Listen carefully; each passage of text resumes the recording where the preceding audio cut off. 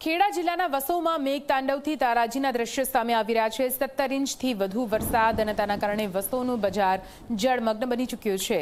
વસોના મુખ્ય બજારમાં કમરસમા પાણી ભરાઈ ગયા છે। દુકાનો પાણીમાં ગરકાવ થઈ જતા સામાન પણ પલળી ગયો છે। વહીવટી તંત્રએ મુલાકાત ન કરતા લોકોમાં આક્રોશ છે।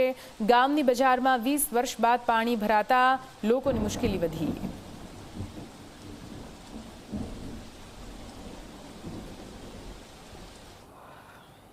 મધ્ય ગુજરાતના ખેડા જિલ્લામાં 24 કલાકમાં સૌથી વધારે વરસાદ વસો તાલુકામાં વરસ્યો છે। ત્યારે આપણે હાલ અત્યારે જે વસો જે મુખ્ય મથક છે ત્યાં છે। આ વસો ગામના દ્રશ્યો આપ જોઈ શકો છો કે જે મુખ્ય બજાર છે। મુખ્ય બજારમાં હાલ અત્યારે 3 ફૂટથી વધારે પાણી અત્યારે મુખ્ય બજારમાં જોવા મળી રહ્યા છે। ખાસ કરીને વાત કરીએ તો મુખ્ય બજાર જે સહકારી મંડળી આવેલી છે તે સહકારી મંડળી પાસે હાલ પાણી ભરાયેલા જોવા મળી રહ્યા છે।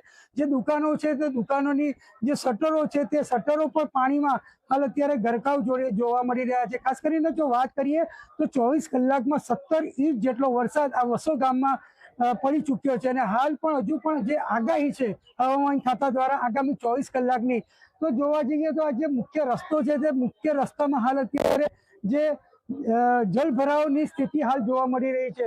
ક્યાંક ને ક્યાંક જે સિસ્ટમ અને તંત્ર પર સ્થાનિકો દ્વારા જે રોષ પ્રગટ કરવામાં આવી રહ્યો છે। કારણ કે જો વસોની વાત કરીએ તો વસોમાં આ દિવસ પહેલા ભૂતકાળમાં કોઈ દિવસ આટલું પાણી ભરાયું નથી અને આ પહેલી વાર આટલું પાણી ભરાયું છે।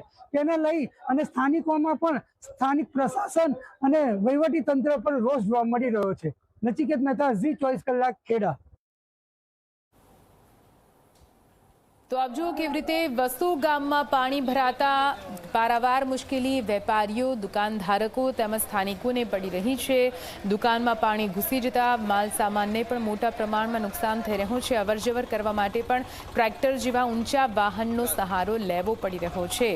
કમરસમા પાણી ભરાતા કઈ રીતે અહીંયા આ પાણી સંકટના પાણી સાબિત થઈ રહ્યા છે। એક્સક્લુઝિવ દ્રશ્યો ટીવી સ્ક્રીન પર।